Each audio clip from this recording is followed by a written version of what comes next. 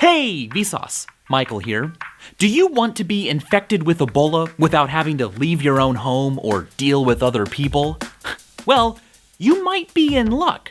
You can already download an Ebola virus genome right here on the internet right now. And if you're willing to wait a few years for 3D bioprinting technology to progress a little bit, you can just acquire one then, submit the genome to it, and ta-da, all you can print Ebola. Or anthrax, or whatever it is you wish to mass produce at home to wipe out humanity. Are humans going to go extinct soon? Will human extinction be anthropogenic? That is the result of human action. Or will it be one of the good old-fashioned kinds of extinction Earth's history knows pretty well? The Global Catastrophic Risks Survey, issued by Oxford University's Future of Humanity Institute, placed our risk of extinction before the year 2100 at 19%. Now you might be thinking, whatever, blah blah blarmageddon, it'll be okay. Humans are too smart to go extinct. Maybe you're right. But it's difficult to predict the distant future with a lot of certainty. What's really cool, though, is that if you embrace that uncertainty, a simple argument can show that human extinction soon is actually more probable. It's called the Doomsday Argument. Imagine a giant urn that contains either 10 balls numbered 1 to 10 or 1,000,000 balls numbered 1 to 1,000,000. Now, you don't know which is the case, but you are allowed to pull out one ball. You go ahead and do that, and it is ball number 4. That's pretty strong evidence in favor of the 10-ball condition, because drawing a 4 from a set of 1 through 10 is a 1 in 10 chance, but drawing 4 from 1,000,000 different numbers is a 1 in 1,000,000 chance. By analogy, you are also a numbered ball. You are a human who knows approximately what your birth number is. It's probably somewhere around 100 billion. That's how many other humans were most likely born before you were. Importantly, you didn't get to decide which birth number you would have. So, just like the number 4 ball, you are a random sample from the set of all humans who will ever live.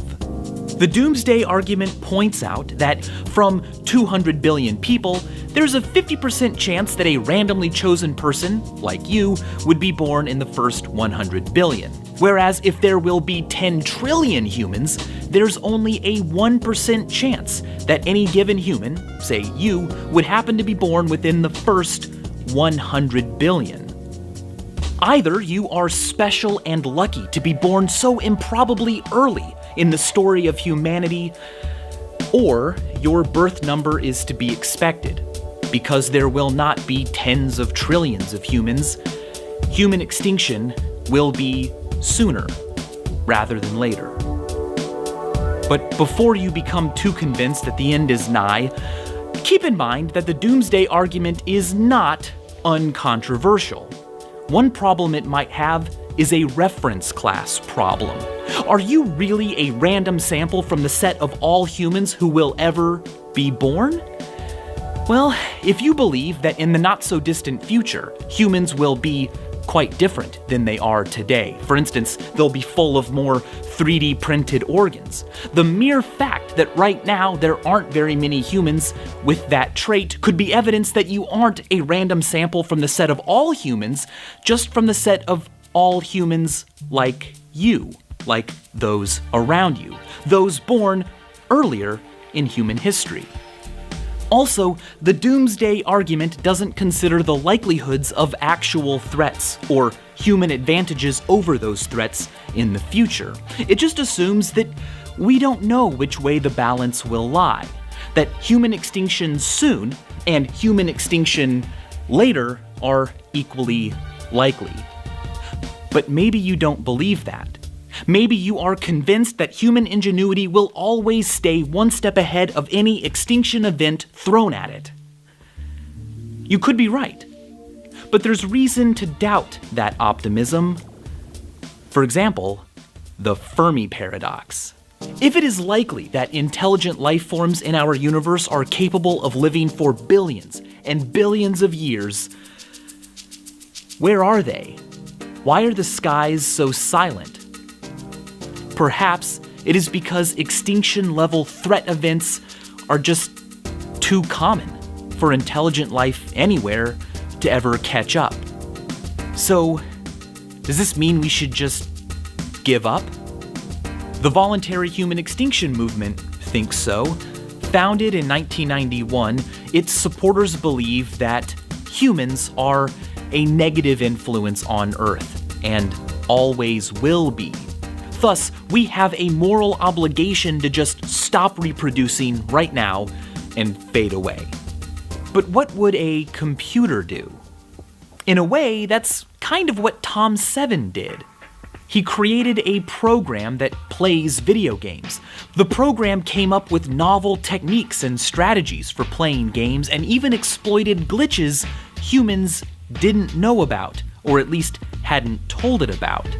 He also had the program play other games, like Tetris, which I think is relevant to our question. The computer struggled to figure out what to do. You see, the computer wasn't programmed to consider future repercussions far enough ahead to notice that stacking tetraminos in certain ways made a big difference. On one run, when faced with imminent demise, the computer did something eerie. Rather than lose and receive a game over, it just paused the game. Forever. Tom Seven describes the computer's reasoning like this: the only winning move is to not play. And that's right. If you pause a game forever, you will never lose that game. But you'll also never win that game or achieve a high score. Now, we might not know what achieving a sentient life high score in this universe means, or whether or not we're capable of achieving one. We might also sometimes panic when the future looks bleak. But if we keep playing and keep learning, chances are we could eventually figure it out and start playing really well. So, thanks for continuing to play, for being here, and as always, thanks for watching.